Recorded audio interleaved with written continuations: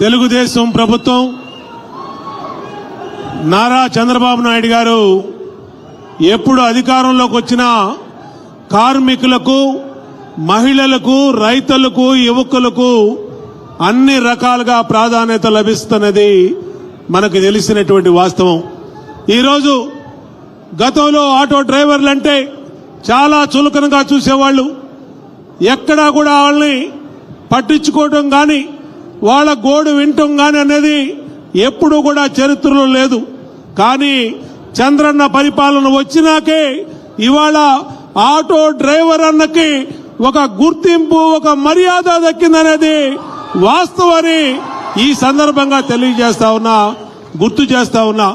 ఈ రోజున ఆటో నేస్తం, ఆటో డ్రైవర్లు నేస్తమని ఒక పథకాన్ని ప్రకటించి గౌరవ ముఖ్యమంత్రి నారా చంద్రబాబు నాయుడు గారు, గౌరవ ఉప ముఖ్యమంత్రి పవన్ కళ్యాణ్ గారు, అలాగే లోకేష్ గారు, మిగిలినటువంటి మంత్రివర్యులు, నా తోటి శాసనసభ్యులు, పార్లమెంట్ సభ్యులు అందరూ కూడా ఇవాళ సెంట్రల్ నియోజకవర్గంలో మాకనేని బసవపున్నయ్య స్టేడియంకు వచ్చేసినందుకు వారికి హృదయపూర్వక నమస్కారాలు, హృదయపూర్వక కృతజ్ఞతలు ఈ నియోజకవర్గ శాసనసభ్యుడిగా తెలియజేస్తా ఉన్నా. ఎప్పుడూ కూడా ప్రజల కష్టాల్ని, కార్మికుల కష్టాల్ని విని ఆలకించి వాళ్ళకి ఎప్పుడు న్యాయం చేయాలో, ఎన్ని కష్టాలు, ఇబ్బందులు, సమస్యలు ఉన్నా వాళ్ళ ఆదుకోవటంలో ముందడుగు వేస్తున్నది ఈ కూటమి ప్రభుత్వం అనేది విషయం ఈ సందర్భంగా గుర్తు చేస్తా ఉన్నా.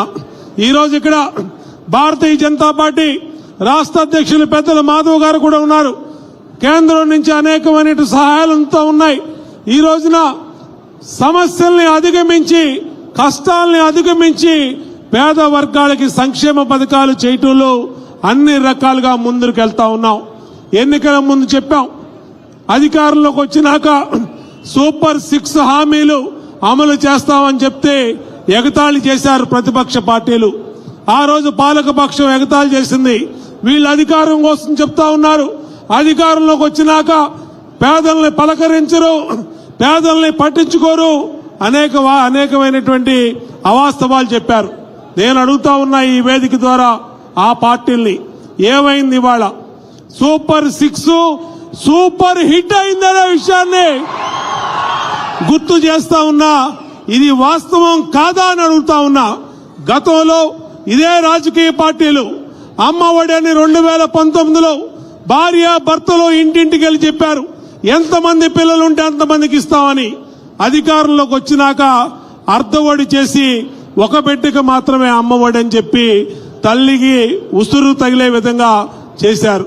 కానీ మేము 2024 ఎన్నికల ప్రచారంలో చెప్పాం, తల్లికి వందనం ఇస్తాం, ఎంతమంది పిల్లలుంటే అంతమందికి ప్రతి తల్లిని ఆదుకుంటామని చెప్పాం, మాట ఇచ్చాం, మాట నిలబెట్టుకున్నాం అనే విషయాన్ని ఈ వేదిక ద్వారా గుర్తు చేస్తా ఉన్నా. నిజమో కాదో ఆలోచన చేసి చెప్పని చెప్తా ఉన్నా. 200 రూపాయలు ఉండేది 2014లో నేను శాసనసభ్యుడు, మొట్టమొదటి శాసనసభ్యుడు అయినప్పుడు పింఛను.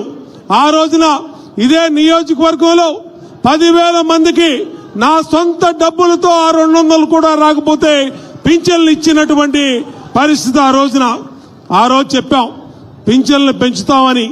200 పింఛన్ని తల్లుల్లాంటి, తండ్రుల్లాంటి అక్కలకి, చెల్లెలకి, వికలాంగులకి ఆ రోజు ముఖ్యమంత్రిగా చంద్రబాబు నాయుడు గారు ఎన్ని సమస్యలున్నా ఆదుకుంటానికి ముందుకొచ్చి 2,000 రూపాయలు చేశారు. ఆ రోజున 2019 ఎన్నికల్లో ఇదే జగన్మోహన్ రెడ్డి చెప్పాడు, నేను అధికారంలోకి వచ్చి 3,000 చేస్తామని చెప్పాడు. ఆ 3,000 చేయటానికి ముప్పు తిప్పలే పెట్టి ప్రజల్ని 3 చెరువులు నీళ్లు తాగిచ్చి 5 సంవత్సరాల్లో 250 రూపాయల చొప్పున పెంచి నరకం చూపించాడు ప్రజలకి, వృద్ధులకి, వితంతువులకి, వికలాంగులకి.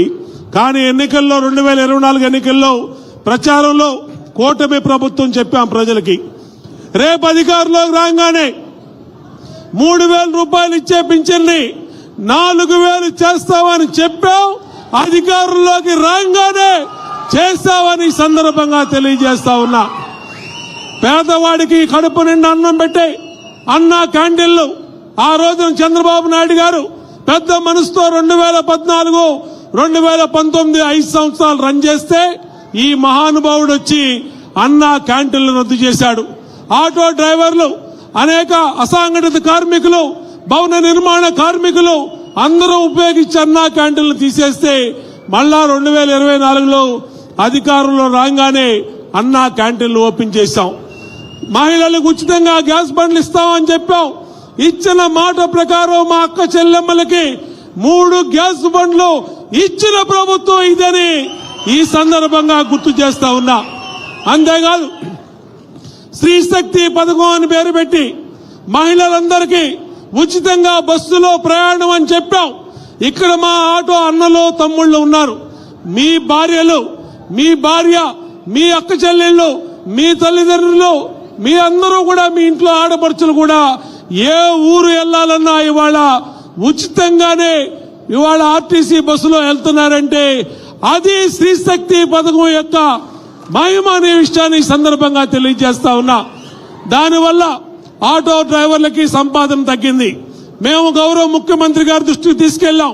సభలో మాట్లాడా, ఇలాగ జరుగుతుంది, విషయం ఇలా ఉంది సార్ అని అంటే వెంటనే స్పందించి ఎంతమంది ఆటో డ్రైవర్లు ఉన్నారు వాళ్ళ లెక్కలు తీయండి అని చెప్పి అధికారులకు ఆదేశాలు ఇచ్చి ఎంత ఖర్చైనా పర్లా, చిన్న చిన్న కుటుంబాలు, ఆ కుటుంబాలకు అండగా నిలబడాలి, ఎన్ని కోట్లు ఖర్చైనా పర్లేదని చెప్పి ఇవాళ ప్రతి ఆటో డ్రైవర్ కుటుంబానికి 15,000 రూపాయలు చొప్పున ఇవాళ ఇచ్చినటువంటి ఆటో డ్రైవర్ నేస్తం అని పథకం పెట్టి ఇచ్చినటువంటి ముఖ్యమంత్రి, గౌరవ ముఖ్యమంత్రి చంద్రబాబు నాయుడు గారికి ఒక్కసారి అందరూ చప్పట్లు కొట్టి కృతజ్ఞతలు తెలియజేయమని కోరుతా ఉన్నా. మేము ఎన్నికల ముందు ఈ కూటమి ప్రభుత్వం ఇచ్చిన ప్రతి హామీ గుర్తుంది, ప్రతి హామీని నెరవేరుస్తాం. ఇవాళ ఆర్థిక పరిస్థితులు, రాష్ట్ర పరిస్థితులు సానుకూలంగా లేకపోయినా ఇచ్చిన హామీలు నెరవేరుస్తున్నాం, ఇవ్వని హామీలు నెరవేరుస్తా ఉన్నాం. డిఎస్సి పెట్టి 17,000 మందికి ఎన్ని సమస్యలున్నా గౌరవ మంత్రి నారా లోకేష్ గారి నాయకత్వంలో ఎన్ని అడ్డంకులు వచ్చినా ఆ పరీక్ష ఆపాలని ఎన్ని రకాలుగా చూసినా దాన్ని నిర్వహించి 17,000 మందికి మొన్ననే ఉద్యోగ నియామక పత్రాలు ఇచ్చి మన పిల్లలకి ఉద్యోగాలు ఇచ్చిన ప్రభుత్వం ఈ ప్రభుత్వం అని ఈ సందర్భంగా గుర్తు చేస్తా ఉన్నా. ఖచ్చితంగా ఇంకా ఆటో డ్రైవర్లకి ఈ 15,000 రూపాయలే సరిపోదు, ఇంకా చాలా చేయాలి, చాలా చేస్తాం. ఇచ్చిన హామీలు నెరవేరుస్తాం. ఏదైతే సంక్షేమ బోర్డు ఉందో ముఖ్యమంత్రి గారికి అన్ని విషయాలు అధికారులు తెలియజేశారు. సంక్షేమ బోర్డు విషయంలో కూడా ఈ ప్రభుత్వం తీవ్రంగా ఆలోచన చేస్తా ఉందనే విషయాన్ని తెలియజేసుకుంటూ తప్పనిసరిగా ఇప్పటికే గ్రీన్ ట్యాక్స్ ని తగ్గించడం జరిగింది. మొన్న అసెంబ్లీ సమావేశాల్లో బిల్లు పెట్టి గ్రీన్ ట్యాక్స్ ని ఆ రోజు సమావేశంలో సభలో మేము కూడా ఉన్నాం. ఆ రోజున గ్రీన్ ట్యాక్స్ ను కూడా తగ్గించడం జరిగింది. ఇంకా ఏదైతే ఆటో కార్మికుల, ఆటో డ్రైవర్ల సమస్యలు ఉన్నాయో ఆ సమస్యలన్నిటి మీద ఖచ్చితంగా రాబోయే రోజుల్లో మంత్రితో అధికారులతో మాట్లాడి తప్పనిసరిగా దాన్ని ప్రభుత్వం దృష్టికి తీసుకెళ్లి చర్యలు తీసుకుంటామని తెలియజేసుకుంటూ సమస్యల్ని పరిష్కరించినటువంటి మంత్రివర్గానికి గౌరవ ముఖ్యమంత్రి నారా చంద్రబాబు నాయుడు గారికి హృదయపూర్వక కృతజ్ఞతలు మరొకసారి తెలియజేసుకుంటూ అందరం కూడా ఇవాళ మన కష్టాల్లో అండగా ఉన్నటువంటి నారా చంద్రబాబు నాయుడు గారికి, కూటమి నాయకులకి, మంత్రివర్గ సహచరులకి, మంత్రులందరికీ కూడా హృదయపూర్వక ధన్యవాదాలు తెలియజేస్తూ వర్ధిల్లాలి చంద్రబాబు నాయుడు గారి నాయకత్వం, వర్ధిల్లాలి చంద్రబాబు నాయుడు గారి నాయకత్వం, వర్ధిల్లాలి చంద్రబాబు నాయుడు గారి నాయకత్వం, వర్ధిల్లాలి పవన్ కళ్యాణ్ గారి నాయకత్వం, వర్ధిల్లాలి పవన్ కళ్యాణ్ గారి నాయకత్వం, వర్ధిల్లాలి పవన్ కళ్యాణ్ గారి నాయకత్వం, వర్ధిల్లాలి నారా లోకేష్ గారి నాయకత్వం, వర్ధిల్లాలి నారా లోకేష్ గారి నాయకత్వం, వర్ధిల్లాలి నారా లోకేష్ గారి నాయకత్వం. థ్యాంక్ యూ, ధన్యవాదాలు. Thank you sir. తర్వాత రాష్ట్ర రవాణా శాఖ